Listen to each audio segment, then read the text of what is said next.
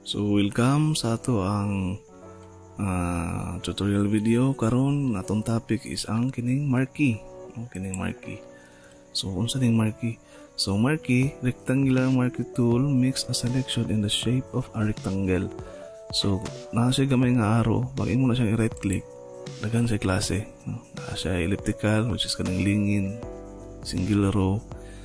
Pero sa reality kini duha ra gyud ka ang perminti magamit, no?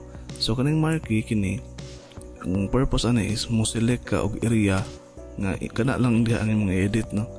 Naka-i-select nga area kung asa lang ang gusto nimo usbon. So example sa kini nga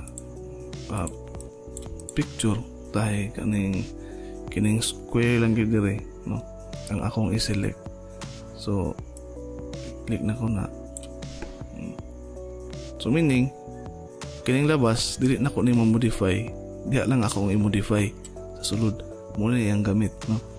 So pag mobira ko lain nga tool diri untahay ato ang pinturahan, magwa ta og brush nga tool.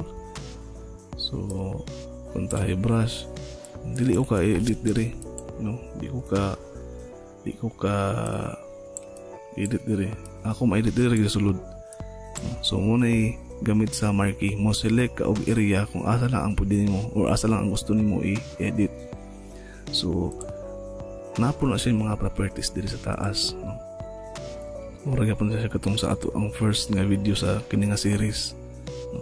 Napo siya yung mga tools diha na hilabti, no? Direta kini kini isa kung ato nang ipilian mo man siya ang default, no? Ang marquee kini siya is ang gamit ani is ingon ani nasa plus nga sign, no? Meaning idagdag, no? So kung mag-mark ta lain, idagdag siya na plus, no? No, mudagdag na siya. Mudagdag na siya. Kini manggod siya, single ra na siya pag ana siya ragid isa, no? Siya ragid isa.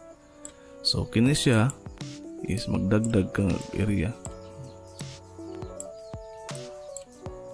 Dili sumpay. Pwede mo sila sumpay, connect na siya. Kining next is mag-subtract. So kuhaan na minus iyang cursor, oh. Kuhaan po na.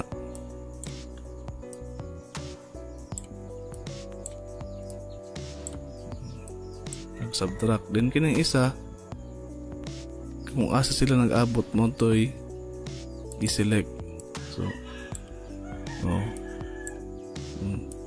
So see, daha sila nag-abot, kato rin mabilin.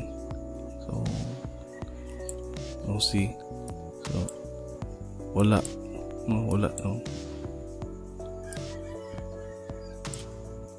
Kung asa sila nag-abot, ito niya kuhaan, ito niya kato niyang ibilin kung asa sila nag-abot. So si murag opposite siya ni, yun nyo, opposite siya ni. So opposite siya ni kini.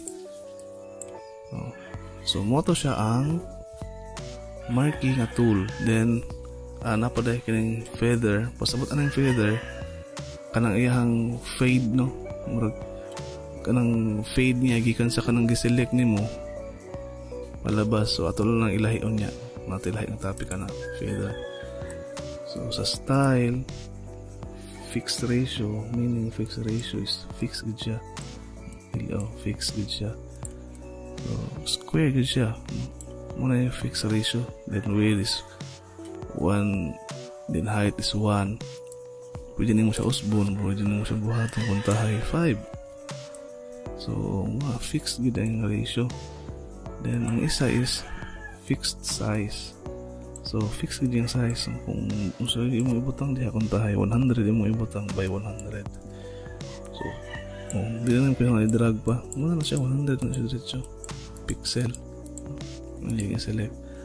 So ako kinalib na ko as normal para ako magbuot kung sa siya ka, para free siya kung sa size niya.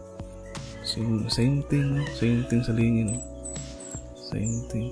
Pero kung i-hold mo ang shift while nag-drag ka, i-hold mo ang shift na i-plus nga sign. So kung mag-circle ta tapos atong i-hold ang shift, so equal ang tanang size, no? Equal tanang size. Kung atong i-hold ang tawagan ni ang space bar, so madrag nato siya. Madrag nato siya. Drag nato siya. So shift para equal ang tanang size, ang tanang sides, then space bar para madrag.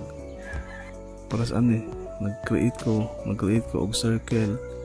Kung akong i-hold ang shift, mohimo siya automatic siyang balhin diri na plus nga sign, pasabot magdagdag. Kung akong i-hold po ng alt, automatic po na siya kini mo minus, mo subtract po siya, mo subtract. So kung akong i-hold ang alt o ang shift, mahimo siyang kini. So muna yung mga shortcut.